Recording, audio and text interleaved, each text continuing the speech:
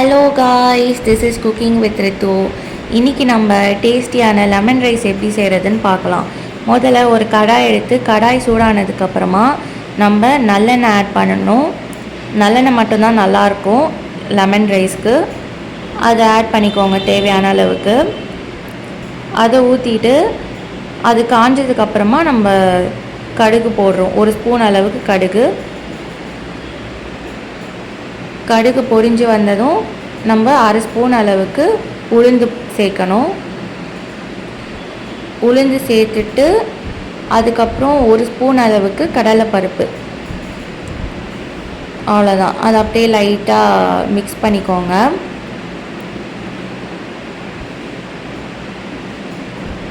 கொஞ்ச நேரம் ஒரு 10 செகண்ட்ஸ் மட்டும் மிக்ஸ் பண்ணிவிட்டு நம்ம முந்திரி ஆட் பண்ணுறோம்.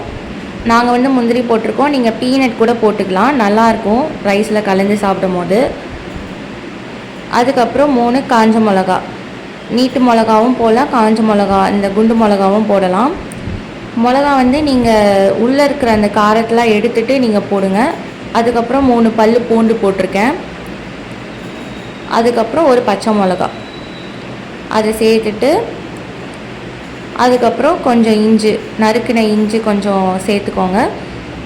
இஞ்சி பூண்டு எதுக்கு போடுறோன்னா ஒரு நல்ல டேஸ்ட் கொடுக்கறதுக்காக, அதாவது ஒரு நல்ல மணமாக ஒரு ஃப்ளேவர் கொடுக்கறதுக்காக நம்ம ஆட் பண்ணுறோம்.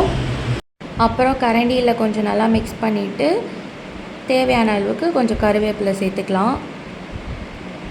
கருவேப்பிலை சேர்த்ததும் அது நல்லா கொஞ்சம் பொரிஞ்சு வரும்.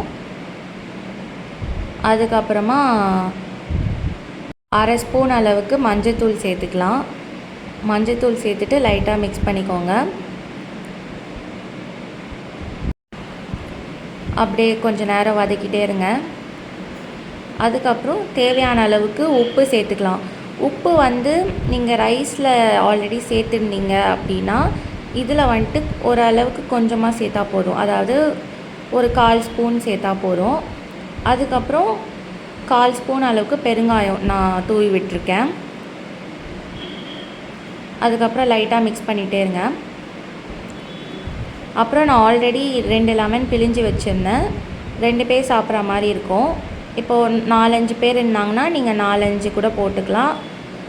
போட்டுட்டு நீங்கள் பிழிஞ்சு எடுத்துகிட்டு அந்த லெமன் அப்படியே நீங்கள் இதில் கொட்டிடலாம். அவ்வளோதான். கொஞ்சம் லைட்டாக மிக்ஸ் பண்ணிவிட்டு அது ரெடி ஆகிடுச்சு. பார்த்தீங்களா எவ்வளோ சூப்பராக ரெடி ஆகிருக்குன்னு. இதை அப்படியே நம்ம ரைஸில் கொட்டிக்கலாம். ரைஸில் போட்டுட்டு அதை நல்லா மிக்ஸ் பண்ணணும்.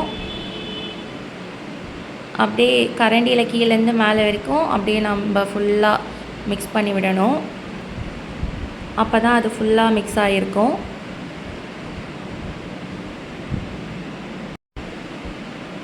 ஓரளவுக்கு மிக்ஸ் ஆகிருக்கு. இன்னும் கொஞ்சம் நல்லா மிக்ஸ் பண்ணுங்கள்.